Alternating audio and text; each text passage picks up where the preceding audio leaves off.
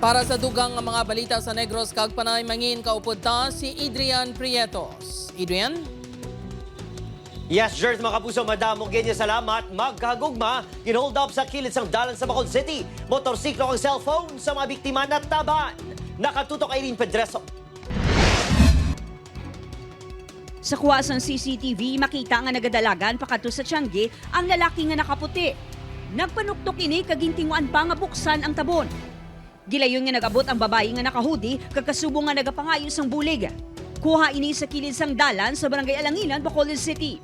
Ang lalaki sa video, amo si alias Ron, 22 anyos, upod ang iya nobya. Nagwa sa investigasyon sa kapulisan nga lunsay biktima sa pagpang-hold up ang magnobyo. Base sa panaysayo ni alias Ron sa kapulisan, 3 ka mga lalaki nga sakay sa motorsiklo ang nagpalapit sa ila kag nagdeklara nga hold up pasado las 12 sa tungang gabi. Suno sa aton nga victim nga gitayaan sila sa unknown caliber of firearm. O din ang motor mo. Nang hindi pa siya noon na. Galing kay gin pressure sa isa. So that's why gingkwa itong motorya. Magluwas sa motorsiklo, gintaban man sa mga kawatan ang cellphone sa magnobyo.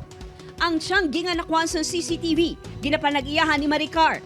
Wala kuno ini nakabatyag sa nagpangayos ang bulig ang duha ka mga biktima.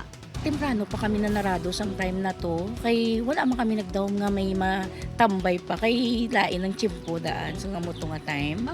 Mapungko tani ang bayi dire. Aminado ang barangay nga sa Masame may nagatambay sa kilid sang dalan para maglantaw sang view sang lights. Kag akon ginapabalogid sa nagakalagto dira bala, dapat mag 10 o'clock ma-move na sila puli. Sama na isang gusto magplano sa mga malaeng nga plano. Actually, may mga signage sa kami naging pamutang mo. Padayon pa nga ginapakita ang mga sospek.